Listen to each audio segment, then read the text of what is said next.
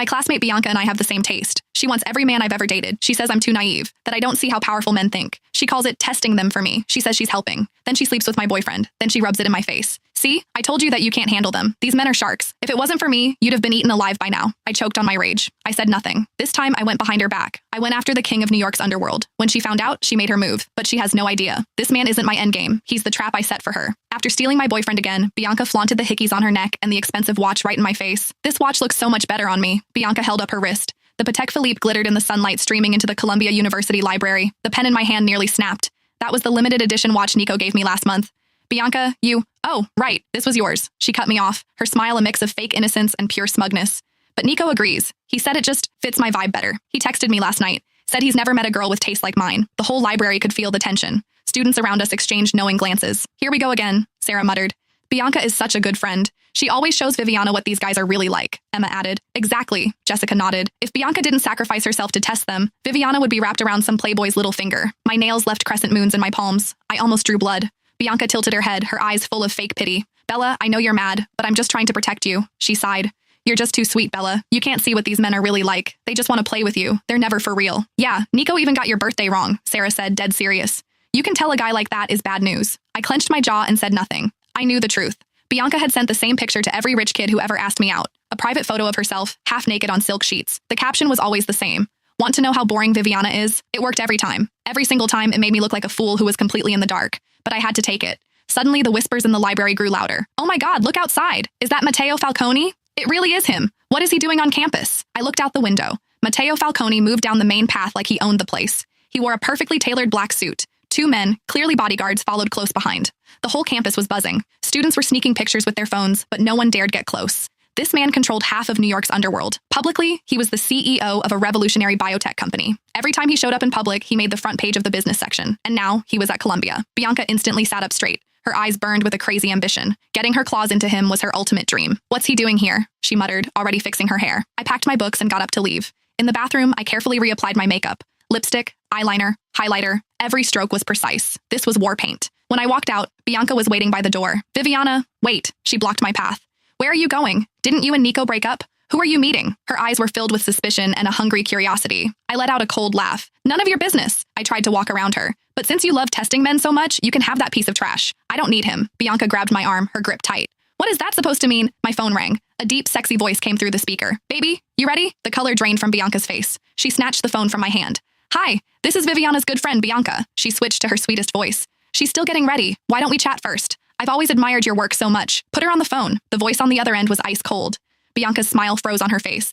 But I just wanted to, now. The one word was a death sentence. Shaking, Bianca handed the phone back to me, her face ashen. I took the call, my voice soft. Sorry to keep you waiting. It's okay, baby. I'm right outside the library. Matteo's voice was warm again. I hung up. The hallway was dead silent. Students walking by had stopped in their tracks, staring at us with wide eyes. Bianca stared at me, her face a mask of pure, venomous jealousy. Her voice trembled. Your date? Is Matteo Falcone? No way. Jessica was the first to speak, her voice dripping with mockery. Viviana, stop kidding yourself, Sarah said, shaking her head. A man on Matteo Falcone's level? Why would a man like that want a scholarship kid like you? Seriously, Emma sneered. You can't even afford a designer bag. What does he want from you? A flash of triumph lit up Bianca's eyes. Bella, I know what happened with Nico hurt you, she said, faking sympathy. But you can't just make up crazy stories like this. Do you know the kind of women Matteo Falcone dates? Supermodels, socialites, heiresses? Yeah, you're on financial aid. You can barely pay tuition. Jessica scoffed. Why would he want you? Bianca's right. You're fantasizing. Sarah chimed in. I looked at them and said nothing. Explaining was weakness. I didn't need to. I grabbed my bag and walked toward the library doors. Viviana, Bianca called after me. Don't be a fool. Is it that hard to face reality? I pushed open the heavy glass doors. The sunlight was blinding.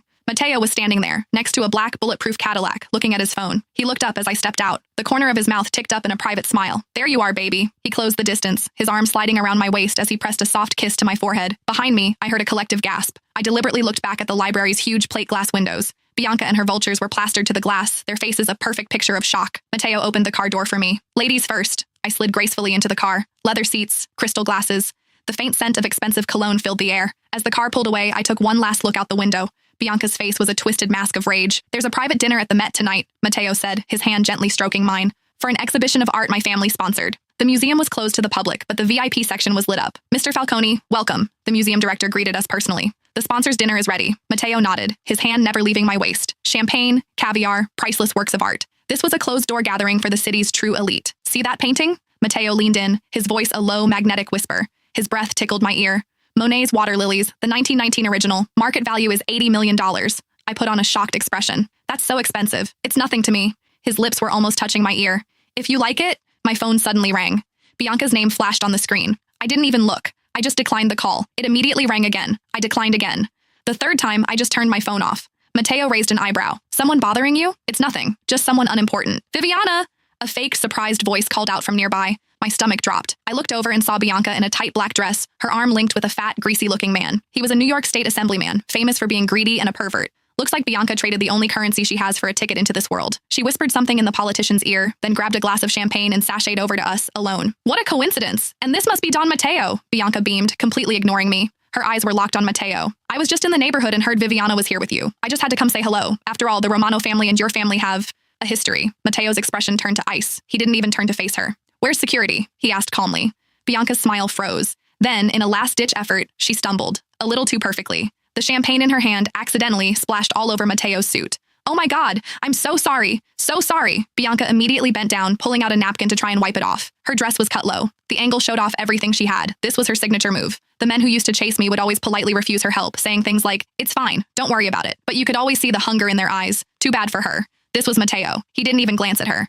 Get her out of here. He gestured to his bodyguards, his voice cold. No, wait, Bianca cried out. I can explain. Two bodyguards in black suits moved in, grabbing her arms without a hint of gentleness. Matteo, I'm a Romano. You can't do this to me. I don't care who you are, Matteo said, still not looking at her. The next time I see you, it won't be a polite escort out the door. It will be the last time I see you. The color drained from Bianca's face. She looked at me in desperation, her eyes filled with disbelief and terror. Matteo turned back to me, his voice soft again.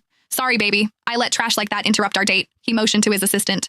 Contact the auction house. Buy that Monet. The assistant immediately pulled out his phone and started dialing. You're buying it now? I asked, feigning surprise. Of course. Matteo stared into my eyes, reaching up to caress my cheek. No one gets to ruin our time together. Think of this painting as an apology for the interruption. The other guests stared, their faces a mix of shock and envy. An $80 million painting, bought just like that. I smiled, looking triumphantly at Bianca being dragged away. She just stood there, her face a pale, horrified mask. Those other men, they'd turn Bianca down in front of me too. But you could always see the lust in their eyes. They'd always secretly get her number later. She thought all men were the same, but that's her mistake. She ran into Matteo Falcone, a man who gets off on power, not pussy. 3 weeks later, I was standing in the grand hall of the Falcone family estate. Crystal chandeliers, marble floors, priceless paintings on the walls. It was the first time Matteo brought me to a family gathering. Relax, baby, he whispered in my ear. It's just a simple business dinner tonight. I nodded, tightening my grip on his arm. With Matteo's possessiveness, I thought he'd be different from the others. He never let other men get near me. He'd leave hickeys on my neck, marking his territory. He even had bodyguards follow me 24/7. Matteo! A familiar voice called down from the staircase.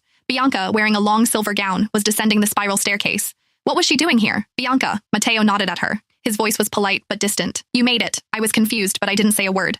Bianca walked up to us and gave me a defiant smile. Viviana, long time no see. Then she turned to Matteo, deliberately pulling up her sleeve. Matteo, look. Her arm shimmered under the light. The skin was as smooth as a baby's, without a single flaw. Even the mole that used to be on her arm was gone. The results are pretty good, right? Bianca said smugly. Your youth therapy is really a miracle. Youth therapy? I looked at Matteo. He looked a little uncomfortable. Bianca's family agreed to be the first outside investors in our new biotech company, Matteo explained. It's a favor I had to grant. My heart sank. So you let her join the experiment? Just a demonstration of the early results. Matteo squeezed my hand. Baby, you have to trust me. I'm yours. Always. But as soon as he said it, he turned to Bianca. Come on, I'll show you the lab. I watched them walk toward the basement. That was the forbidden part of the Falcone estate. No one was allowed down there except core family members. And that list did not include me. 1 week later, Matteo's private island. Blue water, white sand, and a luxury villa. It's just the two of us here, Matteo said, hugging me from behind. No one can bother us. I leaned into his chest, watching the sunset. How's your lab doing? I asked, trying to sound casual. Not bad. Matteo's voice was excited. We've had a major breakthrough. The anti-aging serum. In a few years, we could push the human lifespan to 200. That sounds amazing. The only problem is we're lacking key clinical data, he sighed. We need a lot of volunteers to perfect the formula. Just then, the villa door opened. Bianca, wearing a white bikini, walked toward us. Sorry to interrupt, she purred. I just got off the yacht. Yacht? Bianca, how did you— I invited her, Matteo said, standing up. We have important business to discuss. A burning rage of betrayal filled my chest, but I had to control myself. Bianca sat down next to Matteo, pressing herself against him. About the clinical data problem, she said, looking at Matteo with naked ambition in her eyes.